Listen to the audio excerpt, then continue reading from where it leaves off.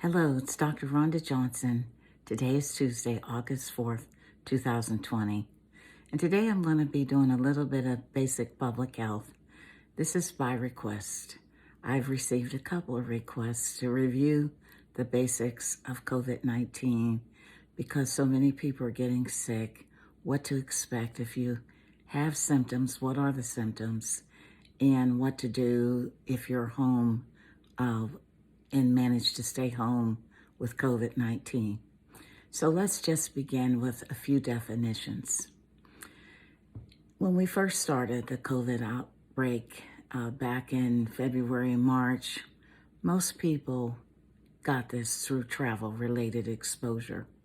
Now people here in the United States are getting it from travel to hotspots. In fact, the White House coordinator, Dr. Deborah Birx, said if you've been to South Carolina or Florida or Texas or California, these are places that are the hot spots, just assume that you have COVID-19 and self-quarantine for 14 days. That's travel-related exposure if you've been somewhere in the last 14 days in a hot spot. Now, person-to-person transmission is when you're around someone usually in your family or your household or, someone close by who has COVID-19. But how this virus is rapidly spreading now is through community transmission. That's when a person gets COVID-19 and they can't even think of how they've been exposed. No known exposure, no recent travel. You just got it. That's the most worrisome kind, and that's the phase that we're in with widespread community transmission. So let's go into how's the virus spread. We talked about that. Remember, it's close personal contact is the primary way, or it's only 15 minutes of being exposed to a person who may be asymptomatic. That's all it takes. You can be around someone who is coughing or sneezing, or you can just be breathing droplets in which the virus is airborne. The airborne concept is increasingly acknowledged now, where the virus particles are circulating in the air. This is particularly a concern if you're indoors. Or infected surfaces, again, that's probably the least common mode of transmission. We know that the virus can live for days on certain surfaces, and that's why it's so important to watch these high contact surfaces. And then the virus can be found in stool, blood, semen, and eye secretions, and we don't know if it's transmitted that way yet. So, 40 to 45% of people, according to Dr. Fauci, have asymptomatic infections. Those are folks who have absolutely no symptoms. Other manifestations of COVID-19 are what's called mild illness. You simply have like a cold, the common cold. And many children present that way. Moderate disease is if you have pneumonia without the need for oxygen. Severe pneumonia is pneumonia plus distress. You have signs of difficulty breathing. And then critical illness is if you have multi-organ dysfunction, end up on the ventilator, have life-threatening sepsis, and all those other horrible complications. And of course, you can die from critical COVID infection. Now, sadly, there's no way to predict who's going to go into what phase or what presentation. All we know is who's at higher risk, and that's general categories, the elderly, people with chronic diseases. So what are the symptoms that you need to watch for? Symptoms can appear 2 to 14 days after exposure to the virus.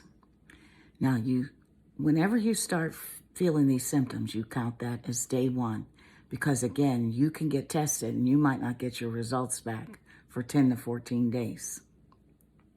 Now, people may have some, they may have all, they may have one of these symptoms: fever or chills, cough, shortness of breath or difficulty breathing, fatigue, muscle or body aches, headache, a new loss of taste or smell, sore throat, congestion or runny nose, nausea or vomiting, or diarrhea. Now, some people may have symptoms that don't include any of those. So what do you do if someone in your household has COVID? Well, first of all, you want to try to isolate that person as much as possible. And your job, you become a caregiver, is to help them get through this illness. I cannot stress enough how important it is to have a relationship with a doctor. And if you don't have a doctor and you have health insurance, use that 24/7 nurse line or customer service line to try to get connected with a doctor. So you want to make sure the person who is sick gets plenty of fluids. In fact, you want to stay overhydrated because that helps the kidneys, it helps the lungs, it helps with the secretions. The person will want to rest, but you want to discourage them from just laying in the bed the whole time. It is said by people who have survived COVID-19 that if they stay active and keep the lungs from shutting down, that was key to their survival. So you want to make sure that you push yourself. The appetite probably won't be very great, and many people do lose weight during COVID. Again, many people recommend the breathing exercises. You can find them on YouTube by doing a search for breathing exercises with COVID. Or if you have one of those machines from the hospital where you breathe in and out, or you can simply be holding your breath. Hold your breath, count to at least 30, or keep counting. See how long you can count. However number you get up to, that's your baseline. And then you can monitor your progress by, can you get to that number? Do this every day. And if you get below 25, that lets you know you're not breathing too well. And I got this advice from a good friend of mine who's a critical care doctor. That's some old-fashioned advice. But again, talk to your doctor first and foremost. Most people who have COVID-19 will be sick for anywhere from 7 to 14 days. Most people start feeling better sometime during the first week, and then some people feel worse the second. Now, you should have some over-the-counter medications for fever. You should have plenty of fluids, whatever you will drink. Plenty of fluids to stay hydrated. Have your caregivers and friends and family help with the grocery shopping, filling your prescriptions, and getting anything else that you need. I also recommend a cheap pulse oximeter to monitor your oxygen, and you can buy them in the home delivery stores. You want to keep your pets away from the person who is sick. Get somebody else to take care of your pets. And then you need to know the warning signs. You need to know when the person may need to go for a high level of care. When is the emergency?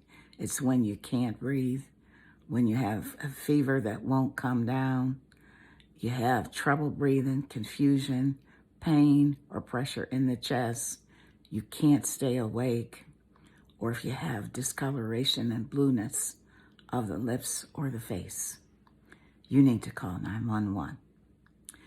So again, you should be in contact with your doctor regularly. For caregivers, it's important that you maintain rigid isolation. You're going to have to eat, sleep in separate areas, avoid sharing any kind of personal items. Wear gloves if you're having contact with the body fluids such as stool, saliva, vomiting, urine. Throw out all the gloves into a lined trash carrier. Clean your hands, wash your hands, disinfect your home. Use hot water or as hot water as you can for any of the laundry, and monitor your own health. And people who have high-risk chronic conditions, if possible, you don't want to be the caregiver. The sick person should separate themselves and be isolated as much as possible. You want to also open the window to increase air circulation. And if you have a fan, use the fan to help remove these respiratory droplets from the air. No visitors while you've got COVID going at home. Now again, when do you know if you're better? If you have 24 hours with no fever, without medication, or your COVID-19 symptoms have improved consistently, like cough and shortness of breath have gone away. Again, this is why it's so important to have a doctor. But most people will tell you you need 3 days with no fever or 10 days since your symptoms first appeared. That's why it's so important to do the count. Okay, so that's kind of a high-level overview. You want to always check with your doctor because your doctor may give you different advice based upon your medical conditions. Your care may need to be totally different than what I've talked about here. You may need different medications. You may need supplemental visits, again, and so may your caregivers. So this is why it is so important to have a doctor. I'm just speaking in general. Most of the information I shared can be found on the CDC website, and I will share that too.